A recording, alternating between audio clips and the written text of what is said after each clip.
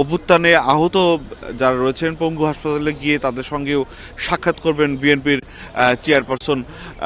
হয়তোবা আমরা আশা করছি খুব দ্রুতই তিনি এখান থেকে এই এই যে গুলশান এভিনিউ যে 196 নম্বর বাসা সেখান থেকে বের হয়ে তার যেখানে যাওয়ার কথা শহীদ প্রেসিডেন্ট জিয়াউর রহমানের যে ধন্যবাদ নাজিব আপনাকে। আমরা পরবর্তীতে আরও জানবো আপনার কাছে। বিএনপির ভারপ্রাপ্ত চেয়ারম্যান তারেক রহমানের জিয়ারত করতে যাওয়ার খবরে আগে ভাগেই জিয়াউর রহমানের মাজার এলাকায় জড়ো হন নেতাকর্মীরা। সেখানে আছেন রাহুল রায়, যাচ্ছি তার কাছে। রাহুল, জিয়াউর রহমানের মাজার এলাকার সার্বিক পরিস্থিতি এখন কেমন দেখছেন?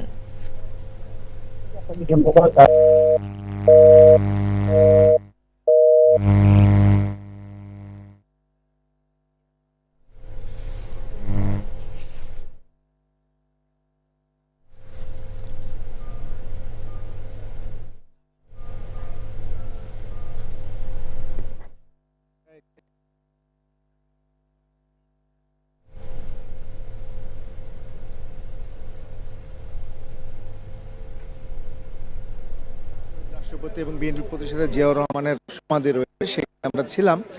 তবে ঘন্টা দুয়েক আগে সেখান থেকে এই করতে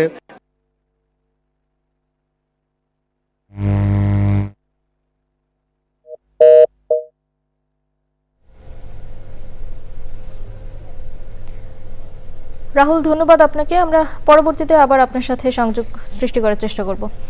আগামী সংসদ নির্বাচন ঘিরে জটিলতা সহ যে ধোঁয়াশা তৈরি হয়েছিল তারেক রহমানের আগমনে তা কেটে গেছে বলে মন্তব্য করেছেন বিএনপি স্থায়ী কমিটির সদস্য মির্জা আব্বাস। দুপুরে শহীদ রাষ্ট্রপতি জিয়াউর রহমানের সমাধিতে শ্রদ্ধা নিবেদন করতে গিয়ে একথা বলেন ঢাকা ৮ আসনে বিএনপির এই প্রার্থী।